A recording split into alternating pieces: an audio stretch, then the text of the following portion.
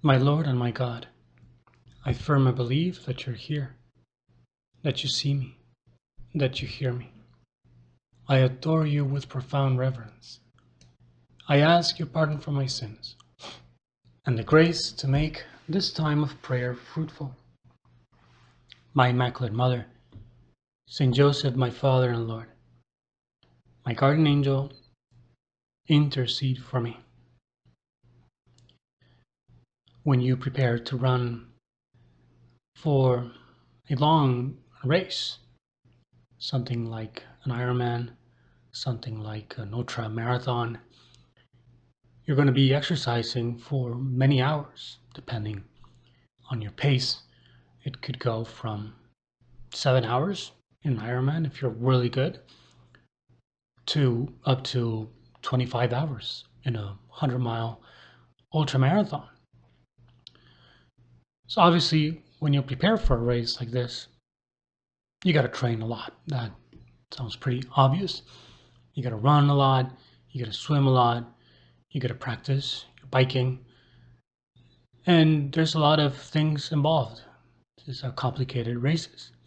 And if you want to survive, much less if you want to do really well, then there's a lot of training involved, a lot of getting the right gear, having your bike uh, well set up, tuned, and having the right running shoes and all those things.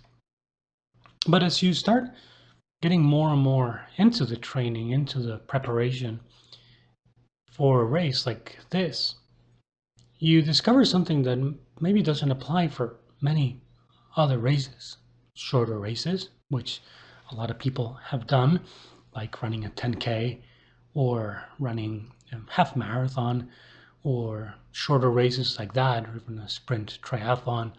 Obviously, you don't need that much nutrition. Maybe you'll take a gel here or there to help out without last bursts of energy. But nutrition is really not such a big deal. It's a short race. You just make sure you eat well the days before. But during the race, it's pretty much drink water, get some Gatorade, and you're pretty much good.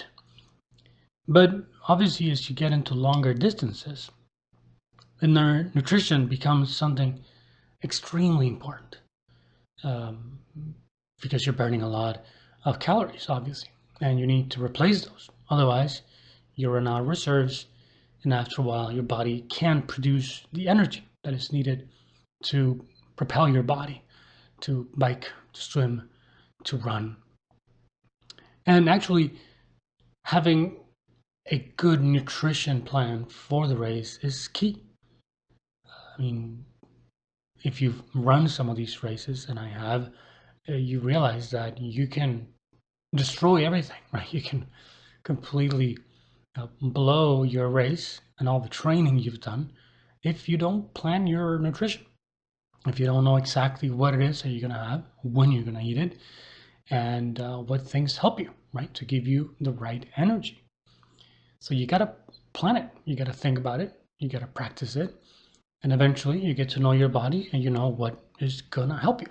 And the race, you got to do it right so you can continue running for hours and hours and hours. And that is really going to make all the difference in the world. And it's pretty simple. Without nutrition, or with the wrong nutrition, you will not be able to perform. You will not be able, actually, in these long races, to even finish the race. And something similar happens in our Christian life. And Jesus Christ knew this. He knew that for the apostles, for the disciples, for you and me, to get to the finish line, and this long race that is our life, to get to the finish line, to get to heaven, to overcome all the different obstacles that we will be facing in life, we need good nutrition. We need good nourishment. And of course, we have a lot of help in the church, in the sacraments. We have a lot of help in priests, right? Spiritual direction, and so many things that we can do and we need to do as Christians in order to live a good Christian life. But in the end, if we don't nail down our nutrition during this race, there's really not much we can do. We're not going to get too far. We're not going to survive. But Jesus left the perfect nourishment for us. And that perfect nourishment was and is Himself. That's why our Lord instituted the Holy Eucharist. That's why He gave Himself for us, so that we could have eternal life, so that we could run the race. And we see that in today's gospel. Jesus Christ is telling us a little bit what the key is. He says, I am the bread of life. And He tells them how their ancestors, reminds them how their ancestors ate the manna in the desert. Obviously, the Jews in the desert would not have survived without the manna. And still, even though they ate the manna, Jesus tells them they died. But He tells us that if we eat this bread that comes down from heaven, we will eat it and we will not die. Obviously, Jesus is referring to our eternal life. Our soul will move on and live on forever in eternal life with God if we eat this bread that comes down from heaven. And then He specifies this. I am the living bread that came down from heaven, Jesus tells us. Whoever eats this bread will live forever. And the bread that I will give is my flesh for the life of the world. Whoever eats this bread, whoever eats me, whoever receives regularly Jesus Christ in the Eucharist will have eternal life, will live forever. Obviously, there's more things that we got to do, right? Just like in an ultramarathon, if we're just eating for 20 hours and we don't run, we're not going to get to the goal. Right? We're not going to get to the finish line. The same thing in Christian life. If we don't struggle against temptation, if we don't overcome difficulties, if we don't live charity, if we don't pray, then we won't make it to the finish line, obviously. But the key is the nourishment, the nutrition. The key is Jesus Christ that gives Himself to us so that we can have the energy that we need, so that we can have the strength that we need in order to cross the finish line, to get to the end. And Jesus is giving Himself for us. We have Jesus in the Eucharist. We can receive Him every day if we wanted to, if we make the time for the Mass. And this is something that the first Christians understood very well. And many of them gave their lives for the Eucharist, to receive Jesus Christ, to participate in the Mass.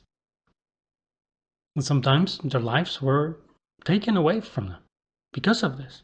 Many martyrs died because of participating in the Mass when it was banned.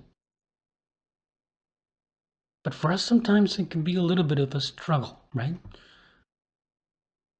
Changing our schedule on a Sunday to make it to Mass, getting in the car and driving, organizing ourselves to find a little bit of time to go to Mass, and it becomes a little bit, sometimes it could become a little bit of a burden, right? Like, why do we really need to go to Mass every Sunday? Well, the reason is clear. Otherwise, if you don't receive Jesus Christ, if you don't eat His body, you will not have eternal life in you. You will not finish the race. You will not make it. I mean, it's that simple. We need His life to nourish us. We need His bread. We have it right there in the Eucharist. Jesus Christ, thank you, because you gave yourself to us. And help me, Jesus, so that I will never get used to it. So that I will never find excuses or feel like it's too much of a burden. That I can always get to you, receive your body, so that I can finish this race that I have started. This race where I want to make it to eternal life with you, Lord. That finish line that is entering into your life for all eternity in heaven. I thank you, my God, for the good resolutions, affections, and inspiration that you have communicated to me in this meditation. I ask your help to put them into effect. My Immaculate Mother, Saint Joseph, my Father and Lord, my guardian angel, intercede for me.